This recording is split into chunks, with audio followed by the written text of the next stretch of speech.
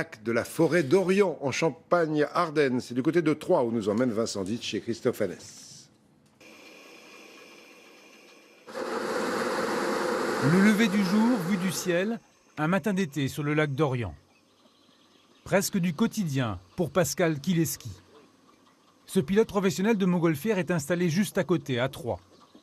La forêt d'Orient et ses 3 grands lacs sont donc bien sûr les paysages qu'il veut avant tout faire découvrir à ses clients. À partir du moment où les conditions sont favorables, en fait, on vient voler au lac de la forêt d'Orient parce que c'est vraiment un site fantastique, quoi, en fait. On passe au ras des éléments, on fait corps avec la nature, quoi. C'est le spot de la région. Une fois le soleil levé, c'est une toute autre ambiance sur les lacs en été. Les voiliers prennent le large et les grandes plages ont des allures de Côte d'Azur. Le sable, c'est pas comme à la mer, mais bon, on est déjà mieux que quand on peut pas partir en vacances trop loin de chez nous, quoi. C'est agréable, ça fait vacances.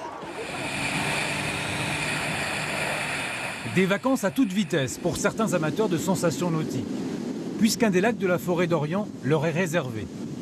500 hectares où jet ski et bateaux à moteur évoluent en toute liberté, et c'est plutôt rare, loin de la mer.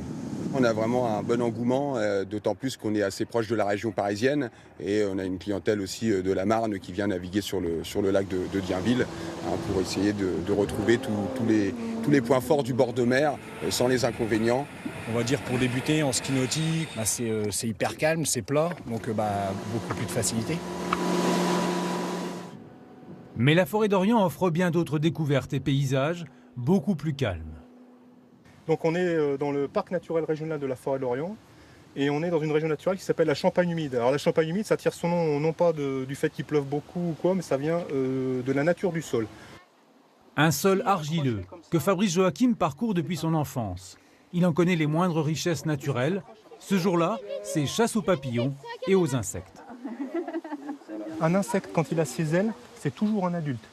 Qu'il soit tout petit comme ça, qu'il fasse 2 mm ou qu'il fasse 10 cm, s'il a des ailes, il est adulte, il grandit plus, après c'est fini.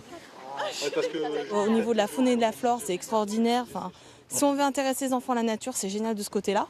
Il y a plein d'activités à faire, des randonnées à pied qui sont accessibles à tout le monde. C'est vrai que ça fait des activités qu'on ne fait pas forcément tous les jours.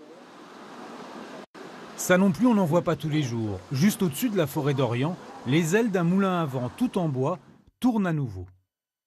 En 1750, il y avait 140 moulins dans l'Aube, ou 400 en Champagne-Ardenne. Donc c'était vraiment la force du vent qui nourrissait le peuple.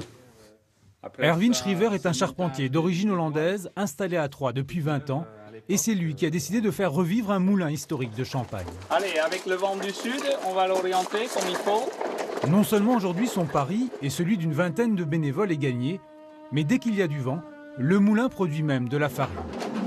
C'est un moulin traditionnel champenois. Dans les mesures, il fait 13 mètres d'auteur, les ailes 2 fois 10 mètres, avec une meule de 1,50 m. Là, on sent la bonne odeur. Malheureusement, vous ne l'avez pas, mais là, ça commence à sentir bon parce que le rythme de la vitesse des meules est parfaite là. Certains jours, cette belle farine est même utilisée directement au moulin pour faire du pain.